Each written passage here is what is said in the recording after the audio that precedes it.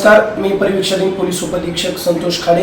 आज माननीय पोलीस अधीक्षक सर यांनी नेमलेल्या आमच्या विशेष पोलीस पथकानं काल मध्यरात्री 2 ते 3 च्या सुमारास आणि पहाटे कोपरगाव तालुका पोलीस स्टेशन हद्दी अंतर्गत आणि नेवासा पोलीस स्टेशन हद्दी अंतर्गत काही अवैधरित्या वाळू वाहतूक करणाऱ्या व उपसा करणाऱ्या डंपर आणि ट्रॅक्टरवरती छापा टाकला असता आम्हाला एकूण कोपरगाव तालुका पोलीस स्टेशन हद्दी अंतर्गत गोदावरी नदीपात्रातून वाळूचा अवैधरित्या उपसा करणारे 4 डंपर आणि 1 ट्रॅक्टर मिळून आला।